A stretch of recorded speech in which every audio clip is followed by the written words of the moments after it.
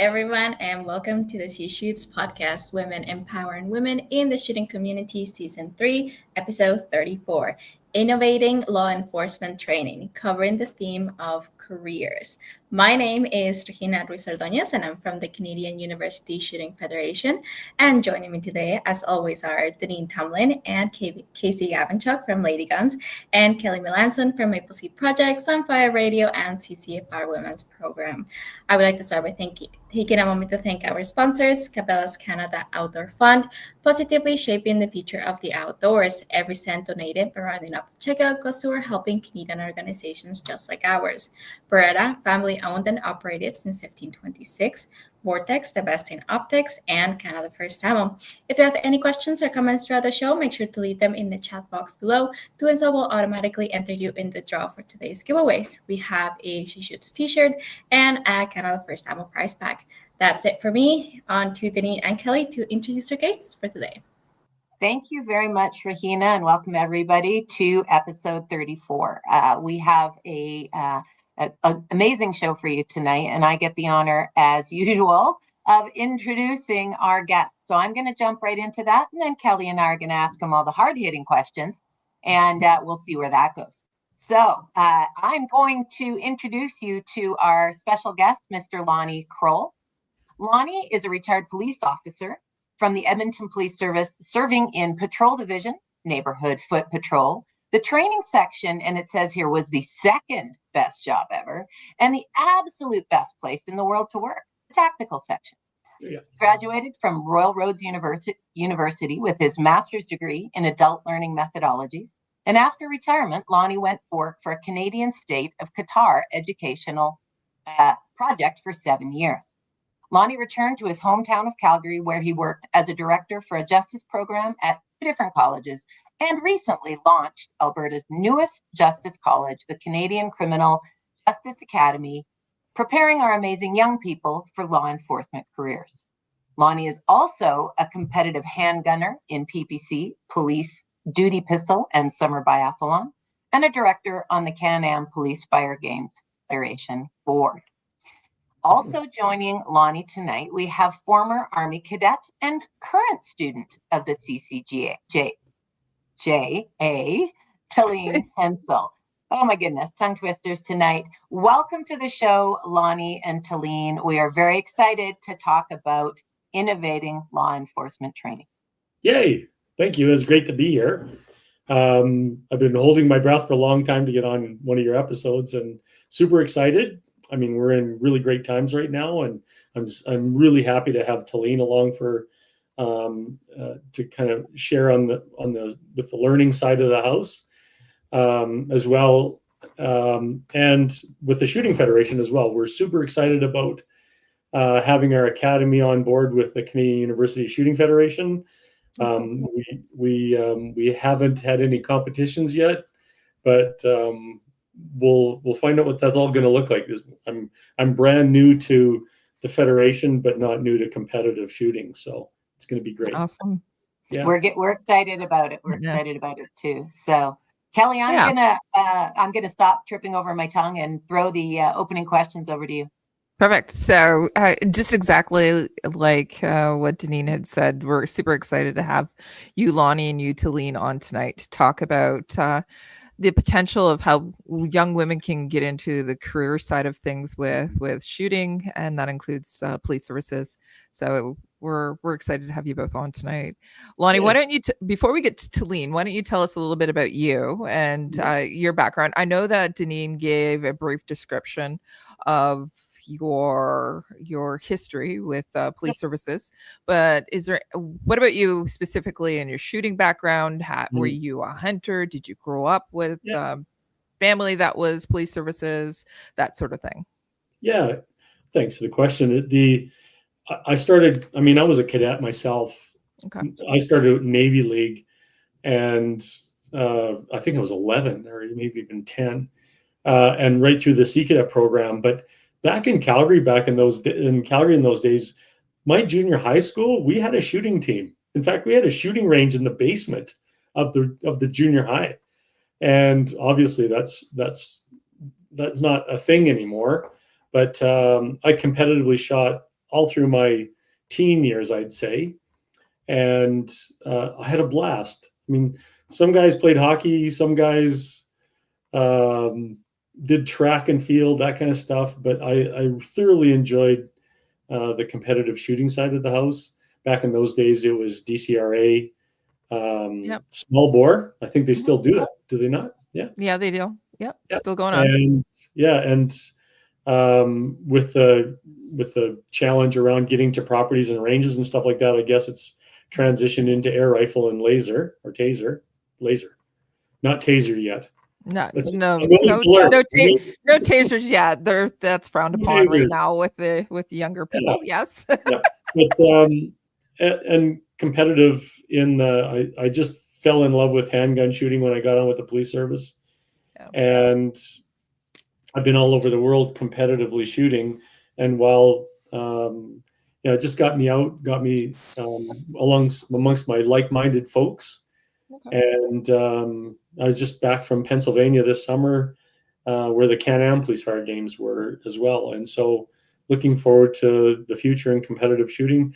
And I mean, the best part, as in the education world and as being in the executive with the academy, is getting our young women into competitive shooting.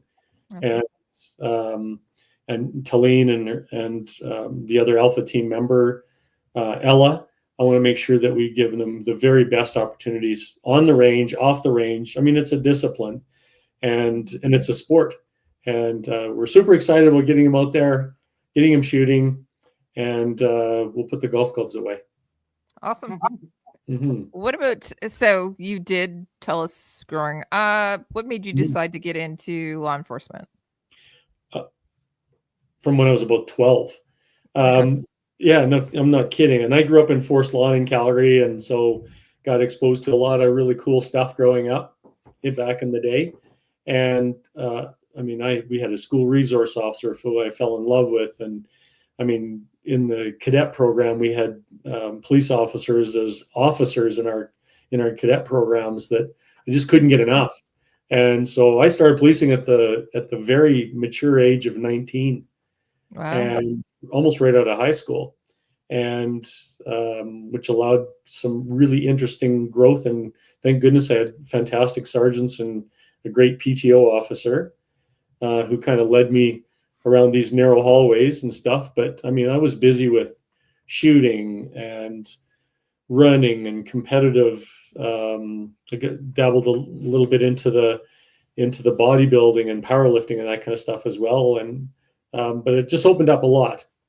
And so that's kind of my years in uniform since I was about 11 with the cadet program, and it hasn't stopped. I'm still in a uniform. I'm still a member of the Edmonton Police Pipe Band. I love it. We travel all over the place as ambassadors to Alberta and Edmonton, of course. Yeah. And not to take away from our Calgary folks, that's for sure. I mean, Calgary's my home. But I mean, I think I'm more police now than I've ever been. Wow. It sounds like it. It sounds like you're supporting it in so many different ways. Yeah, absolutely. And now it's somebody else's turn, and our young people who are, I mean, even more mature people, but our young people need and deserve an amazing career. And it gets me back into the classroom, gets us back into graduating solid and quality applicants for our agencies. Yeah. Wonderful. We're going to talk to Talene in just a second. Well, why don't you talk about that? Why don't you tell us a little bit about the Canadian Criminal Justice Academy? Where is it, and what happened? What was the preface for it that you said, let's do this? I wouldn't say there was an epiphany. From, I would say, after my retirement, I got an opportunity to go to Qatar in the Middle East, and ran a police academy out there, or Justice Security Academy. And we did the military police and security training out there. And I just fell in love with the whole process. It was from my workplace with Edmonton Police and Training Division into a real life college, and the engagement and the learning methodologies and the faculty to student ratios it was just an amazing, and it's really in an interesting part of the world. And yeah, I mean, that the whole academy was kind of born on, we've got to do something really cool here. When I get back to Canada, we're going to start this dream of having an academic institution that is connected and linked to our law enforcement agencies or correctional agencies, that upon graduation, they're 100% recruitable. And that's our vision. And I mean, we've taken this kind of thought process and built this incredible structure. Our program is approved by Advanced Education. We've had a number of conversations with other institutions around how we can segue year 3 and 4 into their agencies and that kind of stuff. But I mean, we're a career college. We're getting ready for careers, and yeah, it's just been an amazing journey. It came to fruition with the approval from the government of Alberta, and we're not slowing down. So. Okay, so it is something that it's approved by provincial Yes. government. You're talking about accreditation, or organizations are going to be looking at you, or you're already in talks with organizations, I'm hearing. Yeah, and I think that's important. I mean, we have had, as I said, we've had a number of conversations. They want to see where the proof is in the pudding, and so do we, frankly. And I want to make sure that we're providing an incredible curriculum, of course, and that our students are walking out in a full run, and that they know where they're going well before they even. In fact, we're asking that question during admissions: is where do you want to go? What's your end game? And I think that our the graduates will have choice. And that's where the power belongs. The power belongs to the graduates, as opposed to, and then they get to interview the agencies, not the other way around. That's what I'm hoping. Anyway, Can I pivot? Sorry, yeah. Go ahead. Yeah, no, I was going to say, I mean, having a student or graduate interviewing an agency as to how they're gonna fit in and how they're gonna like that culture, I think that's where the strength is of any curriculum. And it makes me really happy to hear that not only am I ready for Edmonton Police, Calgary Police, CBSA, RCMP, what have you, but having those deep engaging conversations before they graduate, so that they know 100% where they're heading to and what's coming. So sorry, I interrupted you, but I wanted to pivot on that because Lonnie, you honored me by sending an invitation to your grand opening, to the launch, and it was an amazing event. But I got to meet this wonderful young lady at the event named Talene, and she was outspoken, outstanding, engaging, and a real privilege to have you on with us representing Alpha Team, and really getting to be part of the She Shoots podcast in history. You're the first Alpha Team, and you're the first student. So let's learn a little bit about you. Tell us about yourself and your background, where you come from, and maybe we'll talk about where you're going. Awesome. Well, I guess to start it all off, I'm kind of a mix between Alberta and Quebec from where I'm from. I did start my cadet career in Quebec, and I stayed there from 11 years old all the way till 15, 16 years old. And then we moved back to Alberta, and I continued my cadet career here at the 2554 PPCLI, so Princess Patricia, here in Calgary, which was honestly one of the best experiences I've ever got to have regarding cadets, because I went from a massive core of, I think it was almost 500 cadets when I left, to a nice, neat 23 to 30 cadets, which was nice, because when I got in, I was a warrant officer, and I kind of just got to sneak right in and just learn and grow all of my knowledge with the smaller corps. So it felt a lot more personal in that way, and I felt like I could make those connections and grow with the core instead of just being one single person in it, if that makes sense. Yeah. Absolutely. Yep. Yeah. And I mean, going forward with I recently aged out from cadets, so right now I'm looking at other service opportunities. More recently, I've been looking at doing the Veterans Food Bank and other things like that. Um, Participating in a lot of volunteer work is kind of a passion of mine. I like going out and being involved in the community. No pay needed. It's just something I like to do. And I mean, I don't know. I just kind of grow with things instead of Wonderful. yeah.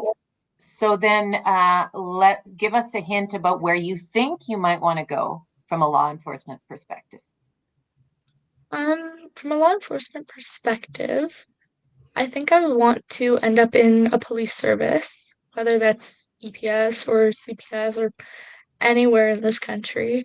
I It's mainly just because when I was a little girl, like age 6 and up, I really wanted to become a police officer, and I never really thought that it could be a thing for me, so I kept switching my career choices. And then when Lonnie presented me with this amazing opportunity, it was last year, when he came into my cadet corps and he gave a wonderful presentation.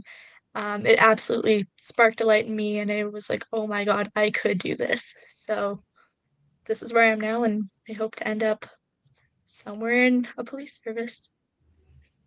Yeah. Excellent.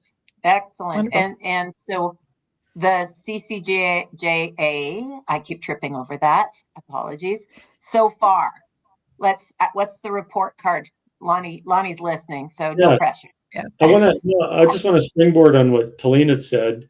So, I mean, we actually scouted her, and much like a hockey scholarship or drafting to the NHL or to a football team, I'm always on the lookout, and I've got some moles out there amongst the cadet programs, amongst the high schools, private and public. And when I saw what Talene was throwing out there on the deck with her cadets, there wasn't the yelling and screaming that I'm kind of used to when I go into a cadet program. Talene, I actually approached her and her mom and said, we need you. Who is Talene? What is she all about? And why not us? And why not CCJ? And I mean, this is what the cadet programs bring to any institution, any educational, I mean, any employment, is because they're natural leaders, and they've been doing it a long time, as opposed to getting out of high school and into their first jobs and wouldn't see a leadership role forever.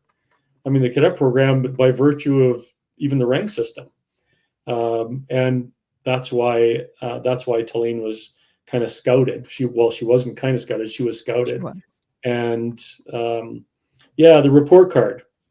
So we're in our first semester, and so far, I mean, we have academics to do. We got school to provide, but I'm trying to make, or the other faculty members and I are trying to make a field trip a day, so that every class, they're out there in the community. And so far, I mean, we're into the first part of November. We've the women of Alpha team. They've been on 2 conferences. We had them at the dog trials in Calgary Police Service was hosting the Canadian Police Dog Trials, and so we had them out to the dog trials as volunteer opportunities. We're in next 2 weeks. We're heading to the Calgary Justice Film Festival, and we're facilitating our classes from the film festival. I mean, this is what it's about: getting out into the community, and not only just experiencing Calgary and Alberta, but also getting to know the network. And so Talene is a master at collecting business cards and keeping her network kind of kicked off the floor. And I mean, she's keeping her network alive. And so that's what we're trying to do, and that's what we're doing with getting bricks and mortar bore me. So I need to be out in Calgary, and this, I mean, there's got to be a healthy balance. We still need midterms and final exams.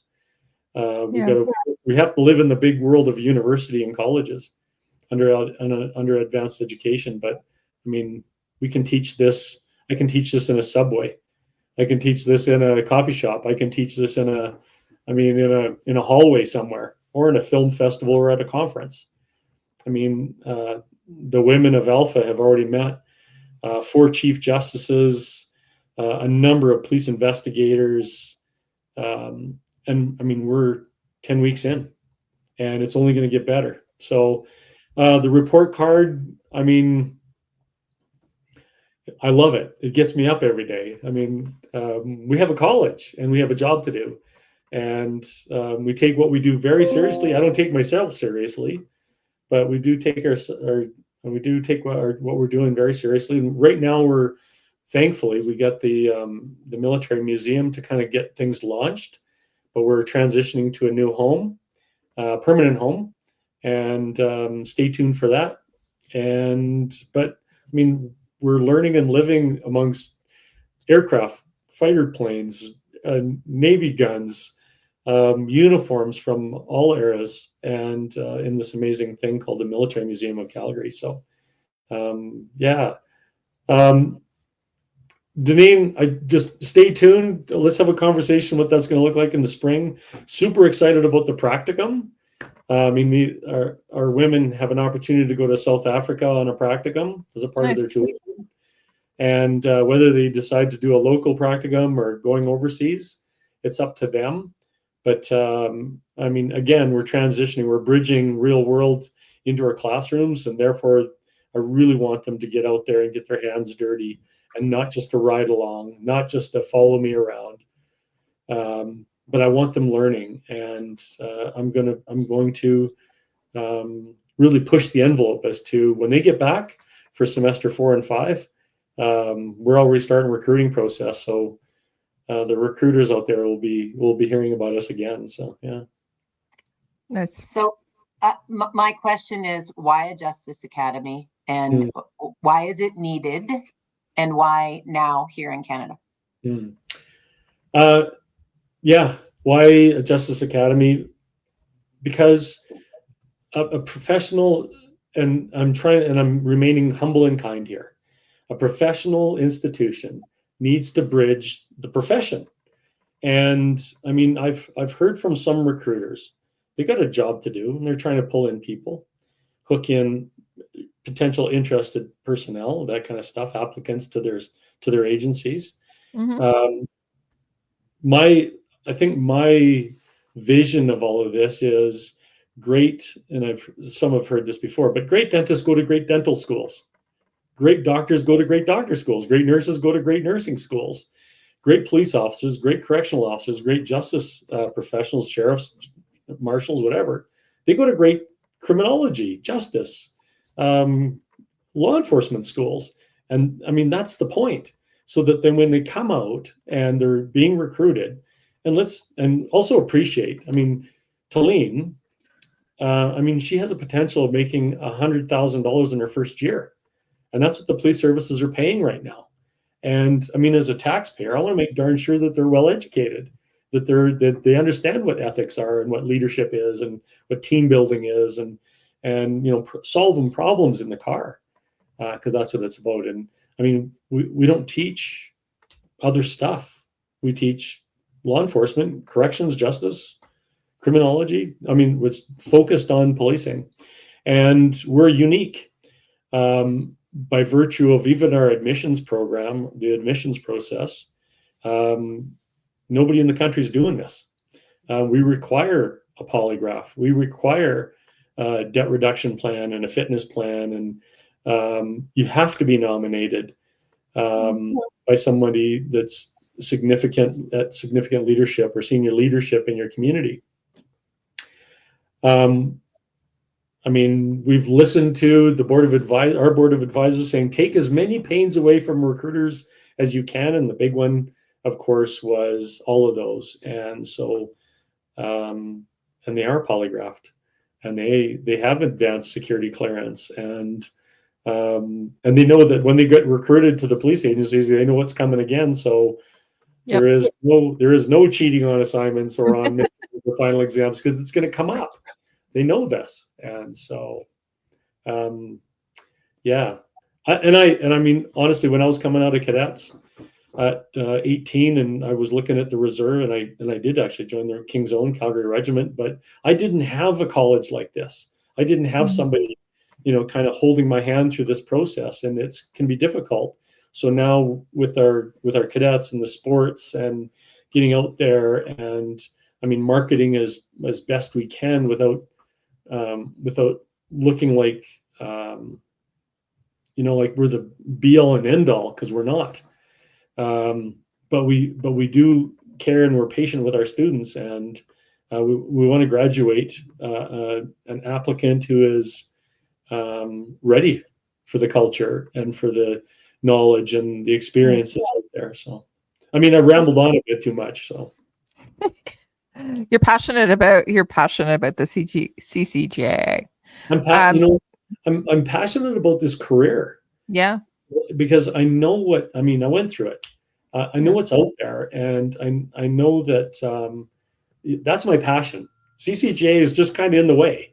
Yeah. And I get excited about our students, and we go running together, and I mean, we get to go to film festivals together and stuff. And so, yeah, I'm a bit of a magpie when it comes to education. Sorry, I cut you off. No worries. I did want to ask Talene about it, though. Lonnie was telling us that you were recruited for Team Alpha, but it's also your decision as well. What made you decide to go to CCJA as opposed to Police Foundations, whether it's at University of Calgary or some other stream into police services? What made you decide to actually go to the CCJA? Well, for me personally, looking into what CCJA has to offer versus other colleges that could do the same, doesn't mean they can, but could do the same. It doesn't feel like a personalized experience versus joining the college. And I immediately felt like very welcome. It kind of started to feel like a second home. It still kind of feels like a second home because it's an open environment. I get to learn and explore things outside of a classroom, which really helps me with like my learning styles and things like that. Okay. Honestly, it was Lonnie's great impression on myself and my mom, mainly me because my mom doesn't go to this college. But in total, I think it was this kind of, I could do this and I could do it better and I could do it faster and more efficiently than doing a 4, 5, 6-year program at a different university, a different college, and probably getting less experiences than Lonnie and Peter have provided me.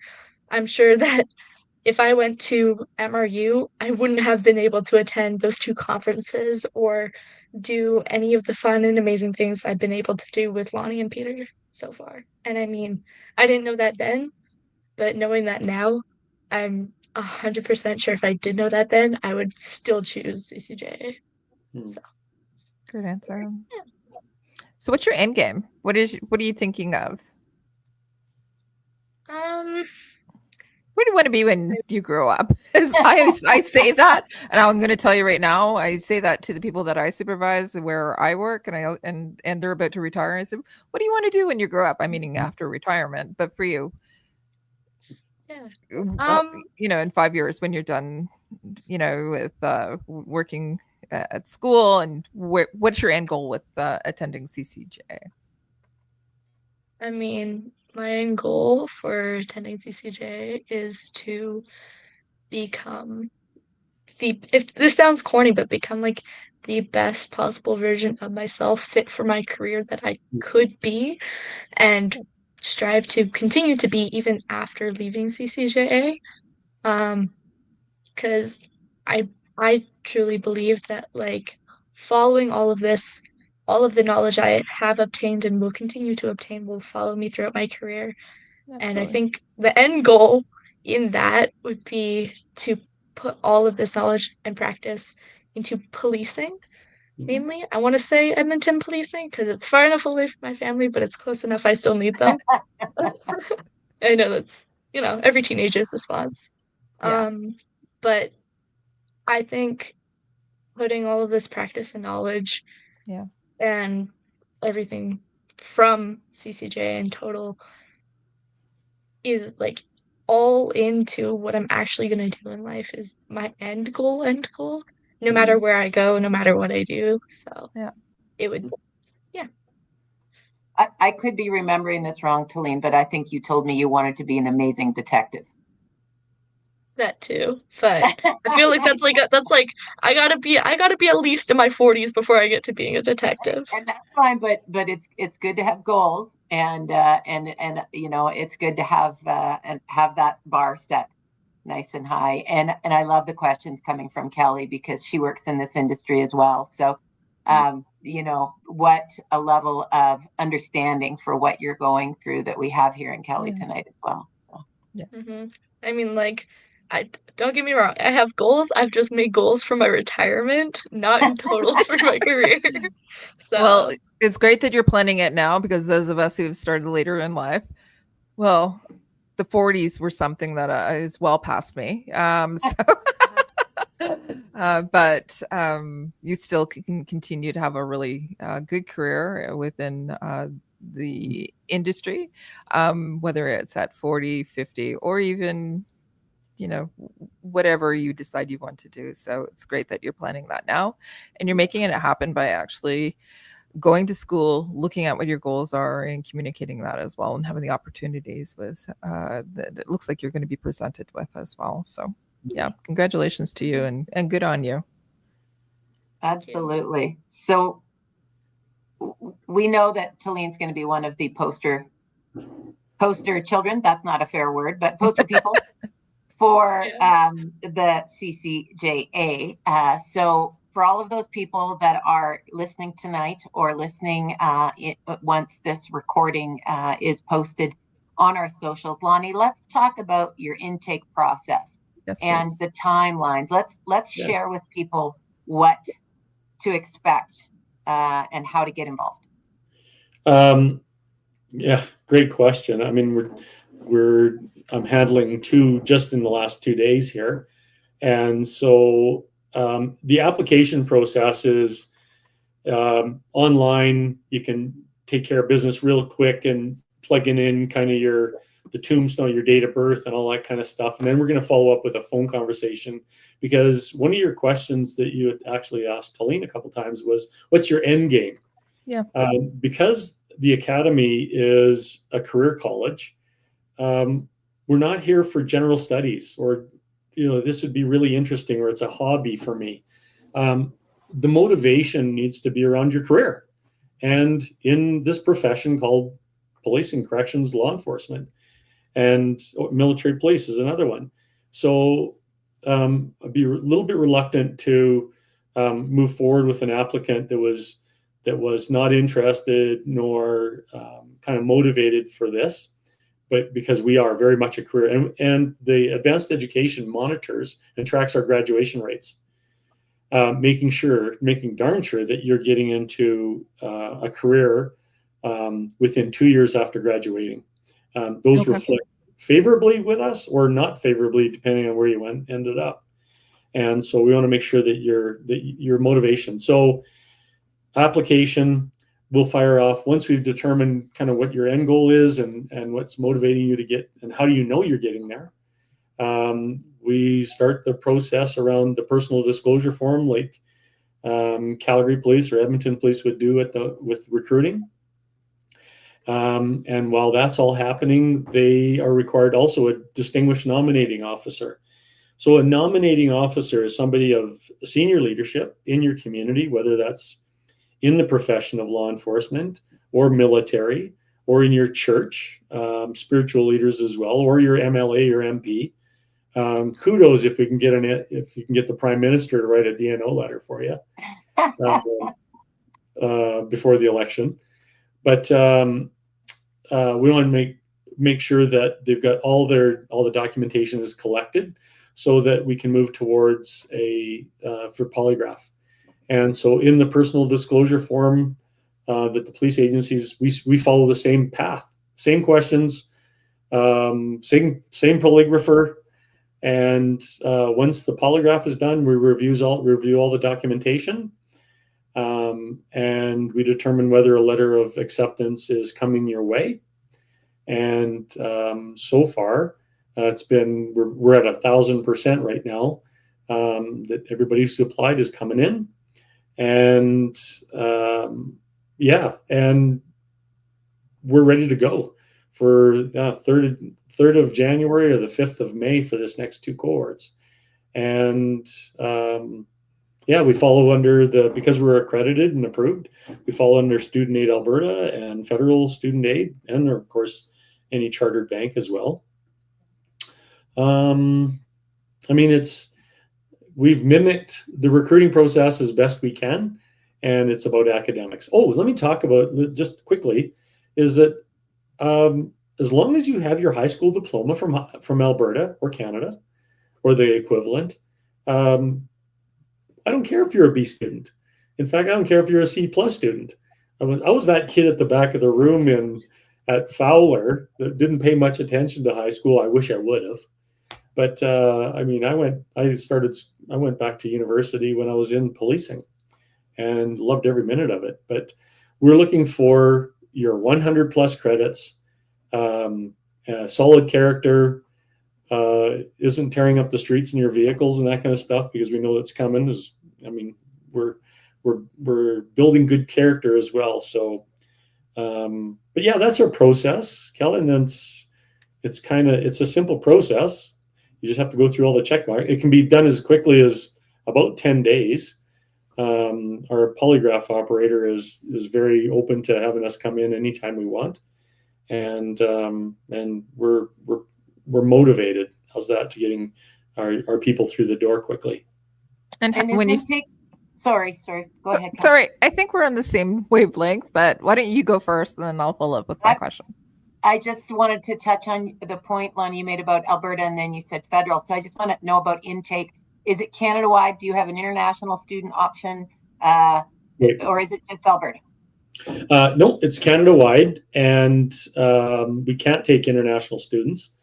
But it is Canada-wide, and as long as you can work in Canada, that you're able to work upon, of course, recruiting, you're eligible. If you have a criminal record, it's not gonna serve you well for us. And want to make darn sure that if you got some questions around your criminal history, come and give us a phone call, and we'll see how eligible you are. As a young person, generally the Youth Justice Act protects you a lot. We want to make sure that you're eligible and that you're going with your best foot forward, for sure. Yeah. Mm-hmm. Yeah. Thank you. Sorry, was that your question, Cal, or do you have another one? Totally not my question. So we weren't on the same wavelength. No, usually we are. The question I had was how long. Now, Talene was talking about it a little bit. She said she could probably get through the program that she's looking at in sooner time than she would if she was in another college or university. So how long are your programs? We follow the semester system. So you're actually with us for Talene's, for Alpha Team. They start in September of 2024, and they'll finish in May of 2026. Okay. So it's about 21 months. They're long days and short weeks. And upon graduation, we got some really great things coming for graduation as well. I can't wait. And it's going to be, I'm getting choked up even thinking about it, but it's going to be fabulous. Yeah. So, but yeah, each semester is 15 weeks long. You get generally a 3-week break between each of the semesters, and then your third semester is your practicum, and that's when you have to finish off 240 hours of practicum opportunity somewhere. Okay. All right. do you have somebody in-house that's going to be looking at local practical opportunities? You were talking about South Africa for opportunities as well. So Yes. do you source those, or is the student responsible for that? Student is ultimately responsible for their practicum and their outcomes, of course. Obviously, We will definitely use our network. I mean, Talina and Ella both are experts at their network. I mean, they got more business cards than I got now, and I know both of them already been talking about different places they could go to for practicum, and yeah, I'm thrilled.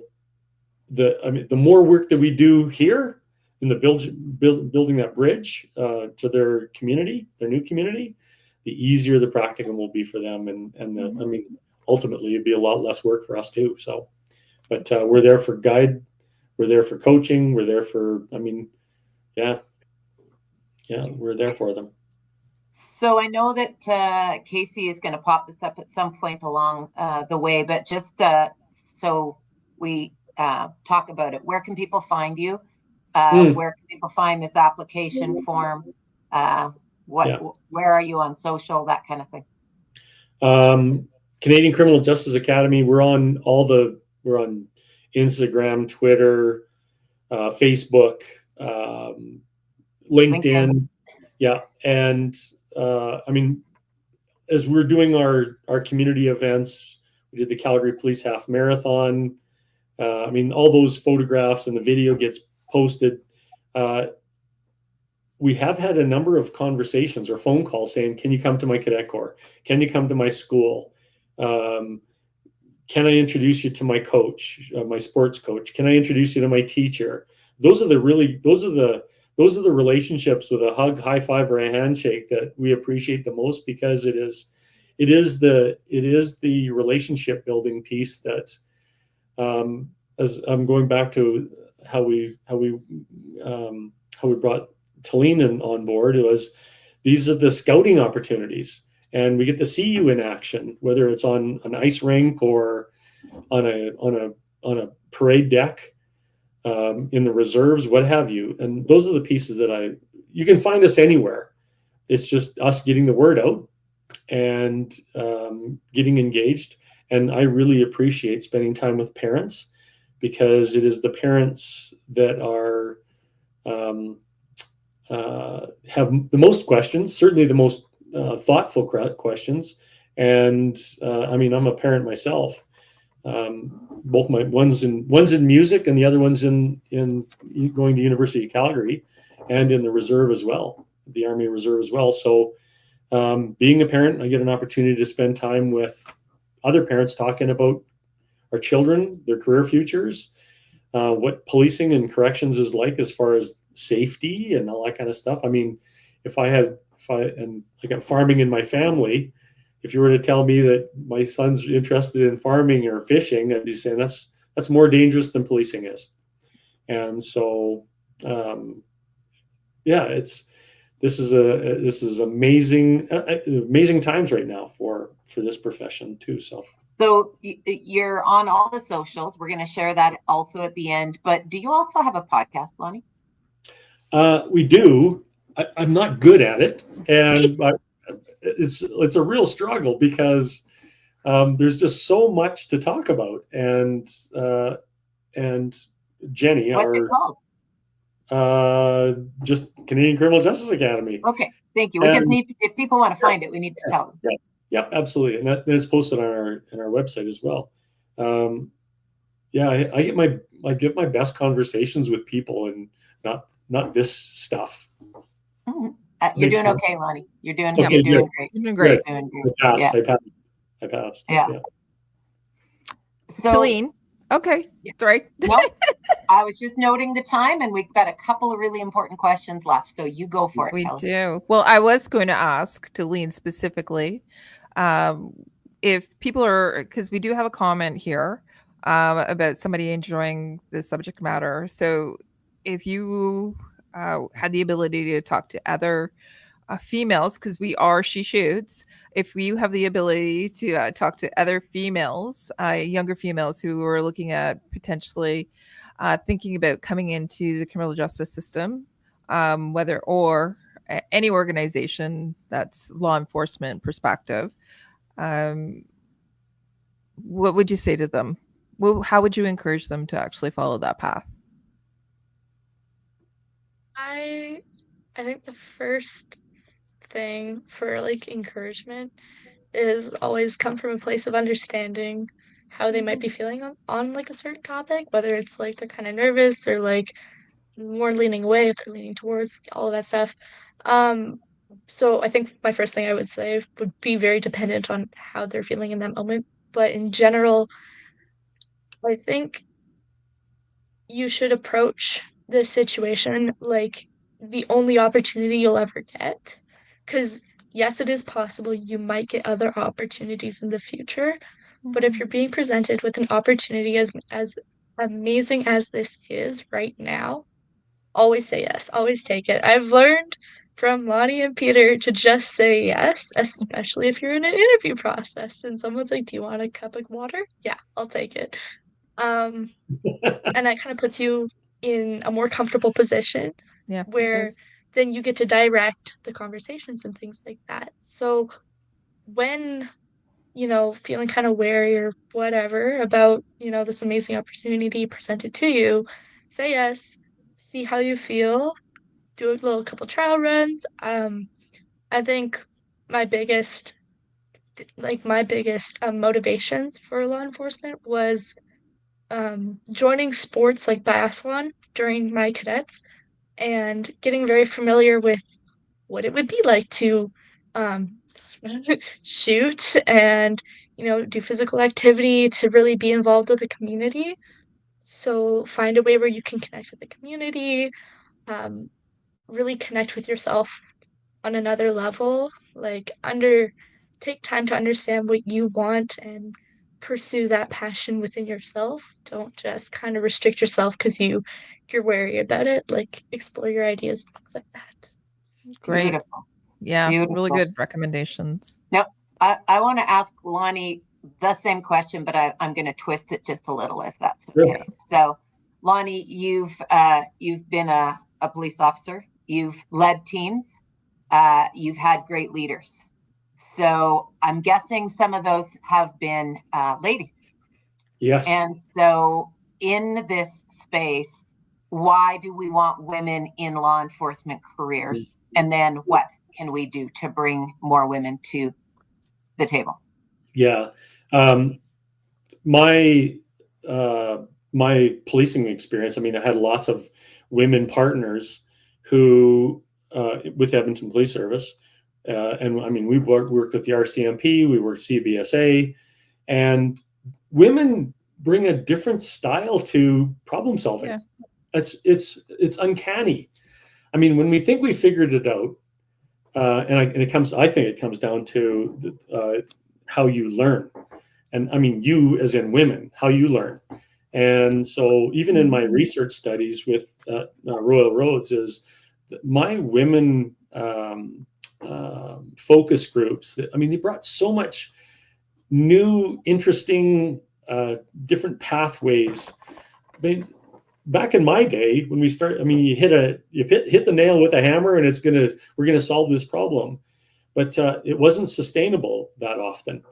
And now you have a dynamic, diverse patrol squad who are coming at it, and often, often they're 50-50 men to women. And I'm just reading, Edmonton just had a whole squad of all women, and bravo is that this gives us an opportunity to look at sustainable problem solving and solid relationship building in our communities. And that's what, I mean, this is ultimately community policing. This is what it's about.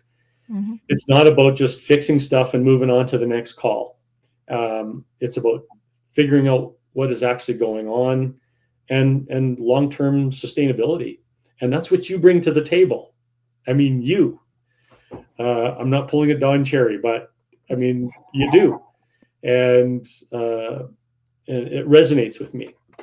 And I really appreciate the feedback and the involvement when I've got someone who's smarter than me in a different way, providing longer term opportunities for growth. And so we never have to come back here again. And that's what we do in our classrooms. I mean, we recognize learning styles right off on day one. Yeah. And we honor it. So, yeah. Excellent. Yeah. Thank you. Yeah. Yeah. But I mean, to add to that piece is that, and I don't want to get to a place where we're recruiting women into a police agency who've never fired a gun before. I mean, we're going to turn up the heat on the competitiveness side. That's stress. And I want them shooting really, really well. I don't necessarily need them to shoot fast, but I want to shoot really well so that by the time they get to the training sections for Calgary Police, Edmonton Police, the RCMP training section, I want my women and men, but I want my women shooting really, really well, so that when the training instructors turn up the heat on them, they know what a holster feels like. They know what a trigger press is. They know what the front sight is. They know how important stance and follow through, all that stuff, and what a mag is. And we have our CC. We provide the PAL and the RPAL training, and in support of the Shooting Federation, CUSF.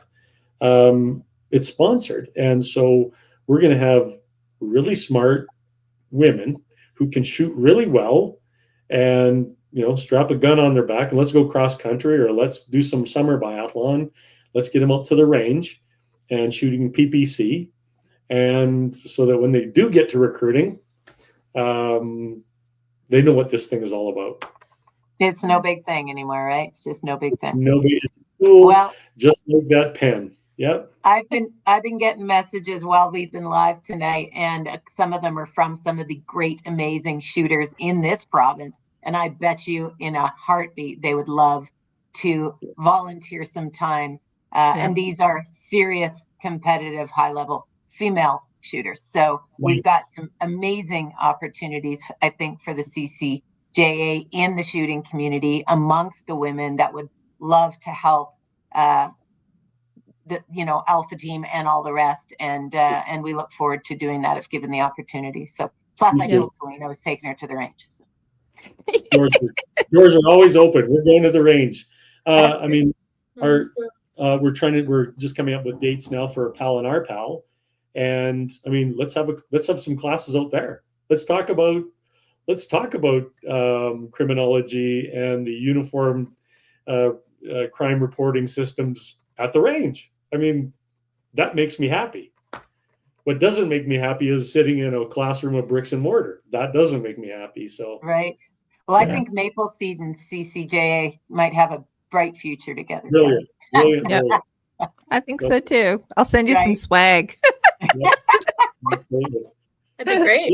Let's host a Project Maple Seed. Let's do it all the time. Let's have some fun with that. Yeah. Yeah, that'd be great. Mm-hmm. Well, is it time to bring Rahina back on?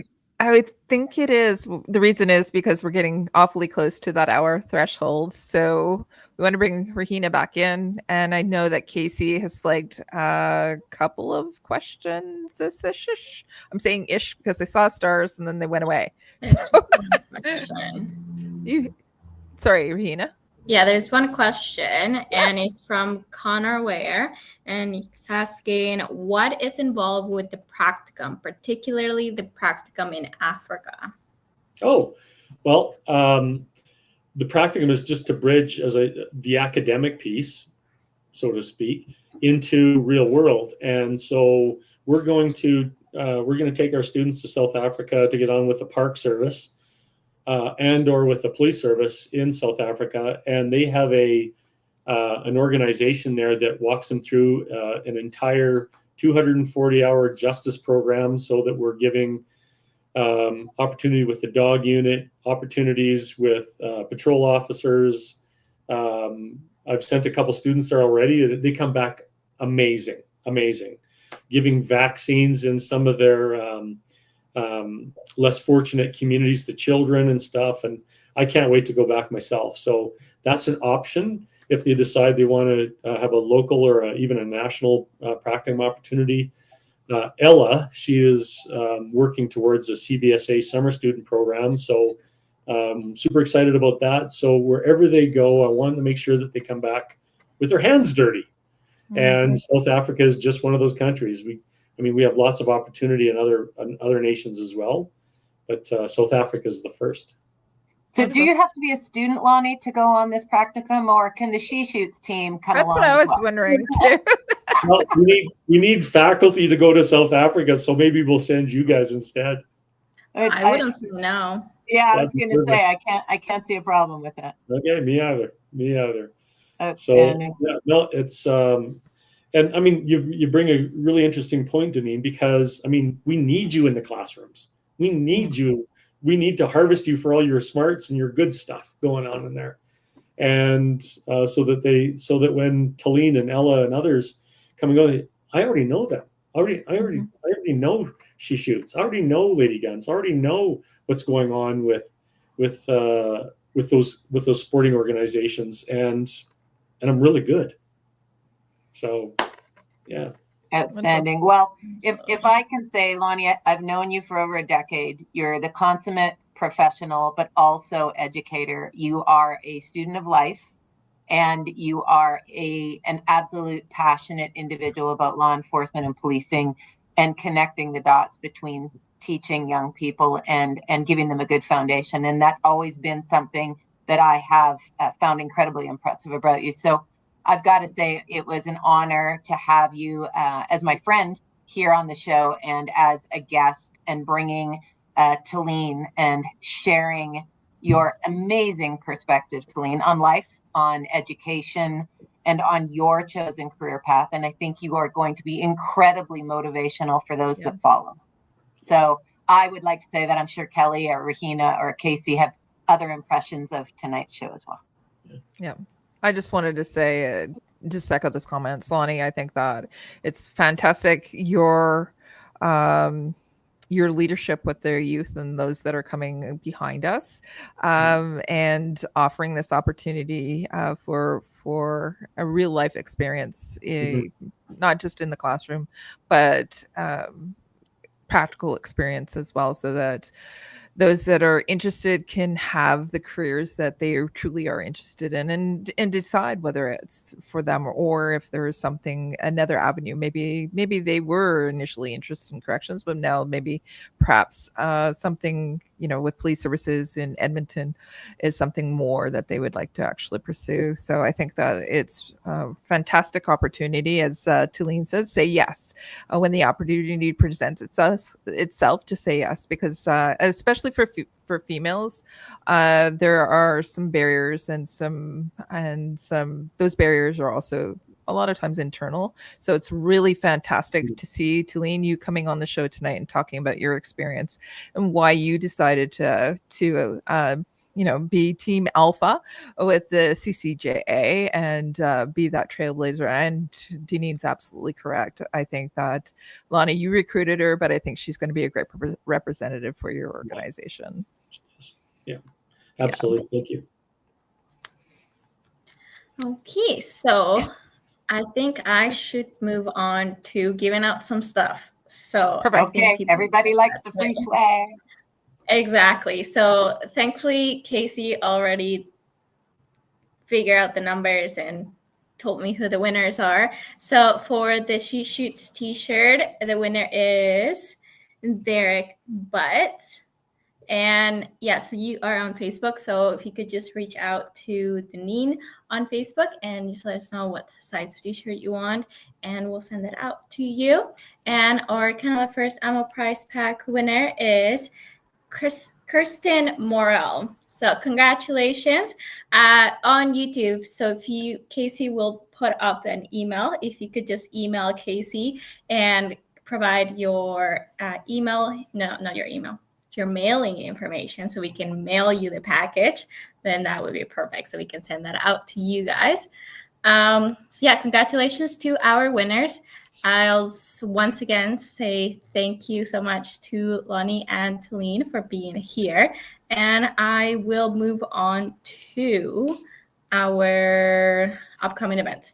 For the CUSF, same as always, if you are interested in volunteering and would like to volunteer with the CUSF, just send us an email at submissions@cusf.ca, letting us know what you would like to do, why you would like to volunteer with us, and we would love to have you. If you are a student at a Canadian university that does not currently have a university gun club, just send us an email, same at submissions@cusf.ca, and we can help you with getting a club started at your university. Maple Seed, Kelly. Yep. So we're winding up the 2024 year. We still have a couple of events that are happening this weekend that's coming up. But we are looking at filling up our 2025 calendar. So if you're in, well, it doesn't really matter what region you're in. Just send an email to info@mapleseedrifleman.com. I'll set you up with who's ever in your region, and we'll look at doing an event in your area. And other than that, we're looking at particularly Lady Seeds again. So making sure that we're having our events for our female shooters out here in Canada. So if you're interested in particularly just a lady seed, let me know. And again, you can send it to info@mapleseedrifleman.com, and then we can talk and we can see what we can do about that. Last year we had several of them that happened, and we're looking to expand upon that this calendar year. So yeah, that's it for me. What about you, Deneen? A little bit self-serving lately. Been out pheasant hunting with some young dogs, so that's Awesome. been amazing, seeing the young ones getting their first birds. I clearly have to call Lonnie about getting us some She Shoots /Lady Gun /Maple Seed calendar events on the calendar, and so that's really about it for us and for Lady Guns. Okay, awesome. Thank you so much, everyone. And also just wrapping it up as always. So thank you again to our sponsors, Cabela's Canada Outdoor Fund, Vereda, Vortex, and Canada First Ammo. If you liked today's episode, please leave us a like and follow us so you don't miss out on any of our episodes. You can watch us on YouTube and Facebook, or you can listen to us on Spotify, Apple Podcasts, Google Podcasts, and iHeartRadio. If you liked our message and would like to learn more about our programs, check out our websites at cusf.ca, ladyguns.ca, and mapleseedrifleman.com. To support us and get some additional perks, check out our membership programs.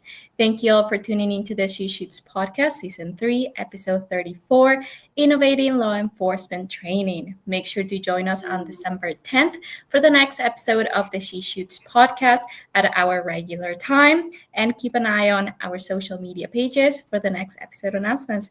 Thank you and have a good night, everyone. Thank you.